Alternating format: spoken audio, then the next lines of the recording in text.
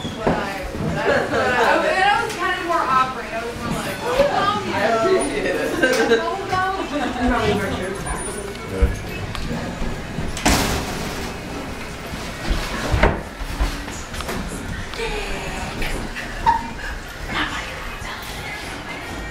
I think you need a little bit more money. So don't be surprised if something goes in your mouth.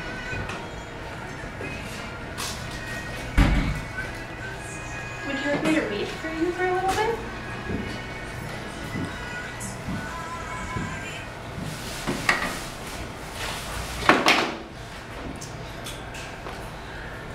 I started this story yesterday, but I can tell you a little more. Their coats were brushed, their faces washed, their shoes were clean and neat, and this was odd because, you know, they hadn't any feet. 4 other oysters followed them, and yet another 4, and thick and fast they came at last, and more and more and more. All hopping through the frothy waves, all scrambling to the shore, the walrus and the carpenter walked on a mile or so, and then they rested on a rock, conveniently low. I know it's a bit of a cliffhanger, but I'll read you some more tomorrow. You need to rest for a little bit. You've been working hard all day trying to photosynthesize with these grow lights, and I know it's so much more work than natural light, but I'm trying my best to be here for you and to be a good plant motivator. I mean, I founded the Institute of Plant Motivation, right? Like, I should be able to take care of these plants. I'm trying so hard. I hope you guys can see that. I really am trying to help you. It's really hard work to be a plant motivator and to connect with botanical life.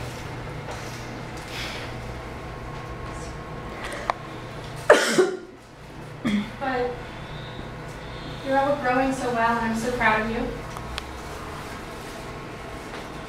Oh, hi everybody. I didn't see you there. I tend to focus a little too much on the plants, and I forget about the whole human beings part. But if I don't train them, then I can't help you guys help them.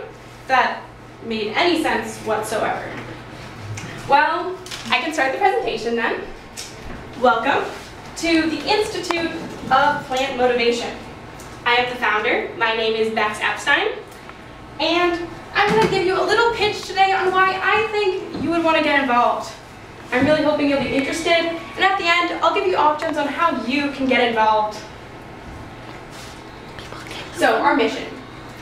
We advocate for the creation of intimate, individual, consensual relationships between botanical life and humans. Also, if you have any questions, please raise your hand and I'll call on you as fast as I can. So, it's like content morning. We are going to talk a lot about plant neglect and consent versus non-consent with botanical life. So, the Institute exists. It was founded in October of 2016. We have a couple different departments. We have our artistic department, our fabrication department, our program development and education department, which includes our certification process, which I'll get to more a little bit later. I know I'm throwing a lot at you, but we'll keep on going. And our fundraising and grant writing, which isn't very fun, but needed to take care of these beautiful creatures here. So, the Institute was formed because of 2 foundational ideas. The first is that plants have emotions beyond the biological. This means you can't just take some seeds and throw them in some dirt and expect a plant to thrive. It means you need to put a little more energy into how to help them survive and what they need. The second reason is even more heartbreaking. It's that humans have caused irreparable harm to the way of life for plants. I mean, this includes climate change, which affects every area of life. This also includes the loss of habitat, which has affected many plants and affects them every single day. So we got started, we did this whole process. So I'm not going to do any more history on the Institute because I know it can get a little boring. I'm going to jump into our major principles and some everyday tips to do. So the first is always strive for a positive impact. If you're not helping the bush next door, probably don't touch it anymore, right? This is a daily practice of plant motivation. This means this isn't just, saying hi to a plant and moving on. This is a total switch in the hierarchy between plants and humans. It's a total change in your mindset, and it needs to be part of your every action. So that basically blends into the next one. Plant motivation is an ethical mode of living. Like I said, this isn't something you try on and take off. This is a choice in how you inhabit the world. So, some quick do's and don'ts.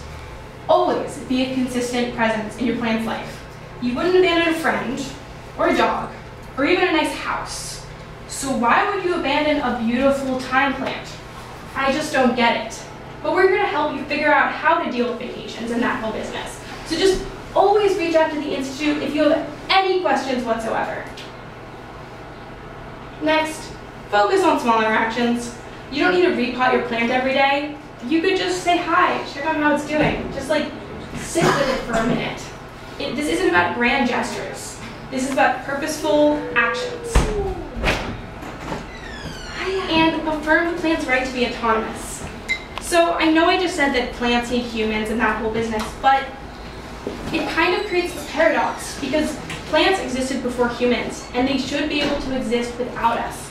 But because of the way humanity has acted, they do need us and able to survive in these current conditions.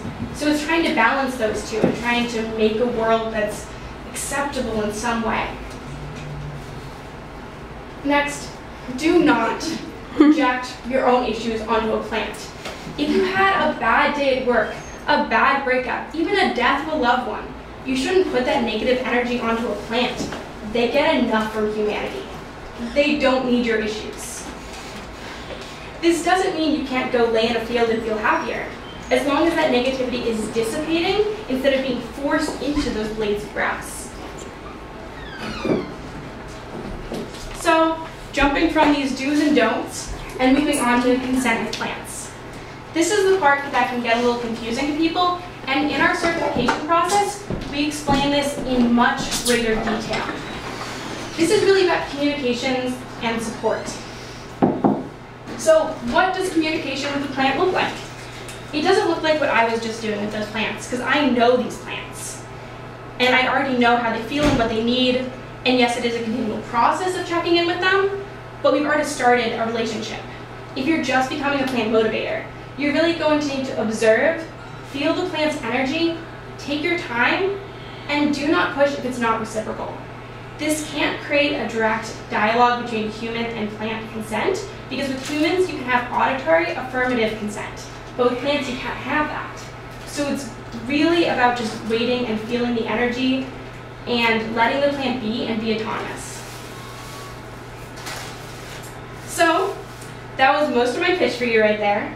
I'm going to jump into future steps. If this was interesting to you today and you want to become a plant motivator or learn more, or if you have expertise that you want to bring to the Institute, we are so welcome to that.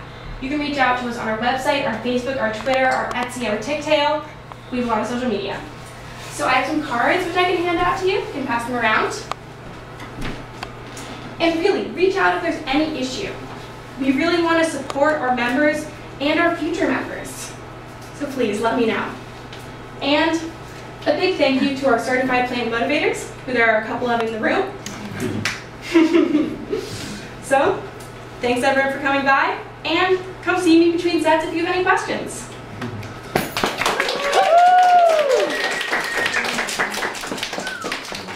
And please give the plants their space, because none of you are trained yet. Hi. Does anyone have questions for Becs before we move on? You can ask me later one-on-one. Cool. Oh, you have a question? How do you start a relationship with a plant? We can go more into that on our one-on-one training. But say you hadn't met this succulent yet. Yes, that's really great. Just like being separate, taking your time, and then just like sitting with it, maybe even just for an hour, and starting to feel its energy and starting to see how to form this relationship. But you also do need to take care of its physical. It needs water, it needs sun. But you need to start with that emotional relationship. Good. Okay, any more questions? Okay. Talk to you all later.